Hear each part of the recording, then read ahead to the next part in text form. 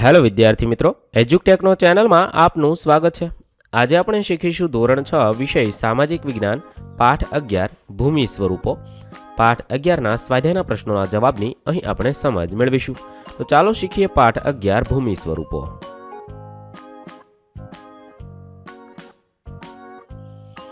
પ્રશ્ન નંબર 1, નીચેના પ્રશ્નોના ઉત્તર લખો। સવાલ નંબર 1, ભૂમિ સ્વરૂપ કોને કહેવાય? ભૂમિ સ્વરૂપ એટલે ભૂપૃષ્ઠના વિવિધ રૂપો સમુદ્રની સપાટીથી જુદી જુદી ઊંચાઈએ આવેલા વિશિષ્ટ આકાર અને ઢોળાવવાળું ભૂપૃષ્ઠ ધરાવતા ભાગને ભૂમિ સ્વરૂપ કહેવામાં આવે છે। સવાલ નંબર 2, પર્વત એટલે શું? તેના મુખ્ય પ્રકારો કયા છે? પર્વત એટલે એવો ભૂમિભાગ કે જે સમુદ્રની સપાટીથી આશરે 900 મીટર કરતાં વધારે ઊંચાઈ ધરાવતા હોય, જેનું ભૂતલ મોટે ભાગે ઊંચા નીચા ઢોળાવવાળું હોય અને જેના મથાળાનો ભાગ સાંકડા શિખરો રૂપે ઊંચે ઉપસેલો હોય। નિર્માણ ક્રિયાના આધારે પર્વતોના મુખ્ય 4 પ્રકાર છે: ગેડ પર્વત, ખંડ પર્વત, જ્વાળામુખી પર્વત અને અવશિષ્ટ પર્વત। 3, ઉચ્ચ પ્રદેશ અને મેદાન વચ્ચેનો તફાવત જણાવો। ઉચ્ચ પ્રદેશ સમુદ્રની સપાટીથી સામાન્ય રીતે 180 મીટર કરતાં ઓછી ઊંચાઈ ધરાવતો અને ઉપરથી પ્રમાણમાં પહોળો સમથળ ભૂમિભાગ હોય છે, જ્યારે મેદાન સમુદ્રથી સપાટીથી આશરે 180 મીટરથી વધુ ઊંચો નહીં એવો સમથળ ભૂમિભાગ હોય છે। પ્રશ્ન નંબર 2, યોગ્ય વિકલ્પ વડે ખાલી જગ્યા પૂરો। 1, ભારતનો સાતપુડા ખાલી જગ્યા પ્રકારનો પર્વત છે। તેના માટે 4 ઓપ્શન આપેલા છે। સાચો જવાબ થશે બી, ખંડ પર્વત છે। સવાલ નંબર 2, ચારે બાજુથી પર્વતમાળાઓથી ઘેરાયેલો ભૂમિભાગને ખાલી જગ્યા ઉચ્ચ પ્રદેશ કહેવાય છે। સાચો જવાબ થશે એ, આંતર પર્વતીય ઉચ્ચ પ્રદેશ કહેવાય છે। સવાલ નંબર 3, સરેરાશ સમુદ્ર સપાટીથી ખાલી જગ્યા ઊંચાઈ ધરાવતા સપાટ ભૂમિભાગને મેદાન કહે છે। તેના માટે 4 ઓપ્શન છે। સાચો જવાબ થશે ડી, આશરે 180 મીટર સુધીની ઊંચાઈ ધરાવતા ભૂમિભાગને મેદાન કહે છે। 4, હવાંગહોનું મેદાન ખાલી જગ્યા પ્રકારનું મેદાન છે। તેના માટે 4 ઓપ્શન આપેલા છે। સાચો જવાબ થશે બી, નિક્ષેપણનું મેદાન કહેવાય છે। પ્રશ્ન નંબર 3, મને ઓળખી કાઢો। 1, હું જમીનથી 3 બાજુથી ઘેરાયેલો છું તો અખાત કહેવાય। 2, મારો છેડો જળભાગમાં અમુક વિસ્તાર સુધી ફેલાયેલો રહે છે, એને ભૂશીર કહે છે। 3, હું ચારે બાજુથી જળ વિસ્તારથી ઘેરાયેલો છું, ટાપુ।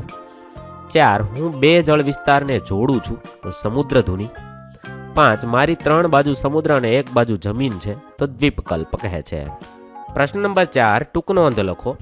1, ખંડ પર્વત સામાન્ય રીતે મંદ ભૂસંચલન દરમિયાન ઉદ્ભવતા ખેંચાણ બળને લીધે ખડકોમાં સ્તરભંગ રચાય છે।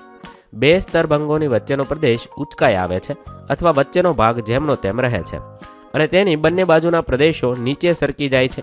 એ ઊંચો રહી ગયેલો ભૂભાગ ખંડ પર્વત કહેવાય છે। જર્મનીનો હોસ્ટ પર્વત તેનું શ્રેષ્ઠ ઉદાહરણ ગણાય છે, તેથી ખંડ પર્વતને હોસ્ટ પર્વત પણ કહેવામાં આવે છે। ભારતના નીલગિરી, સાતપુડા, વિંધ્ય વગેરે ખંડ પર્વતો છે। ખંડ પર્વતોની ઊંચાઈ ઓછી હોય છે, તે ભૂસપાટી પર મર્યાદિત વિસ્તારોમાં પથરાયેલા છે।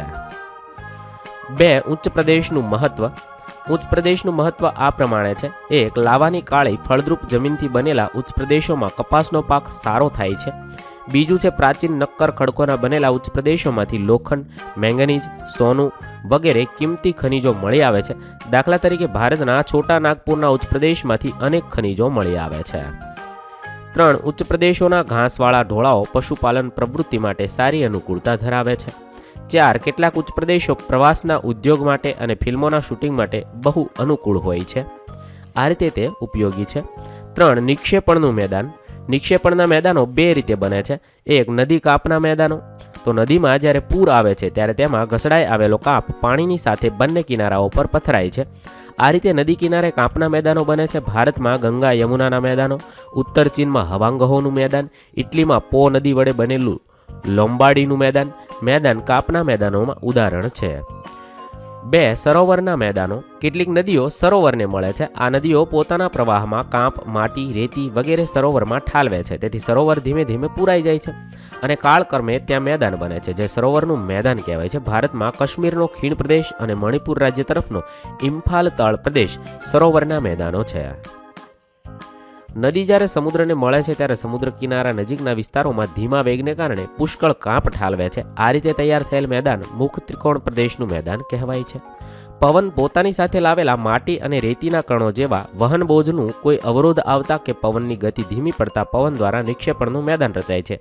તેને લોએસનું મેદાન કહેવાય છે. 4. મેદાનનું મહત્વ. ફળદ્રુપ મેદાનો માનવ વસવાટ માટે બધી રીતે અનુકૂળ હોય છે. તેથી ત્યાં ખેતી, વેપાર અને ઉદ્યોગ ધંધા જેવી આર્થિક પ્રવૃત્તિઓ ખૂબ જ વિકસે છે. સપાટ ભૂપૃષ્ઠને કારણે મેદાનોમાં સડક માર્ગો અને રેલમાર્ગનો વિકાસ વધારે થયો છે. મેદાન પ્રદેશમાં ગીચ વસ્તી ધરાવતા મોટા શહેરો વિકસ્યા છે.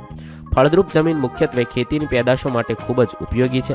કેટલીક ખેત પેદાશો ઉદ્યોગોને કાચો માલ પૂરો પાડે છે. આ રીતે મેદાનનું મહત્વ લખી શકાય. અહીં આપણા પાઠ 11ના પ્રશ્નોના જવાબ પૂર્ણ થશે. વિદ્યાર્થી મિત્રો, ધોરણ 6ના સામાજિક વિજ્ઞાન વિષયના તમામ પાઠના પ્રશ્નોના જવાબના વિડીયો આપણી ચેનલ પર ઉપલબ્ધ છે, જે તમે ધોરણ 6 સામાજિક વિજ્ઞાન નામના પ્લેલિસ્ટમાંથી મેળવી શકો છો. પ્લેલિસ્ટની લિંક વિડીયોના ડિસ્ક્રિપ્શનમાં આપેલી છે.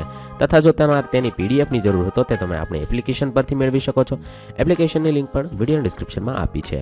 થેન્ક યુ દોસ્તો. એજ્યુકટેકનો ચેનલ તરફથી વિડીયો નિહાળવા બદલ આપનો આભાર. આવા બીજા વિડીયોઝ નિહાળવા માટે અમારી યુટ્યુબ ચેનલ એજ્યુકટેકનો અત્યારે જ સબસ્ક્રાઇબ કરો. આભાર દોસ્તો.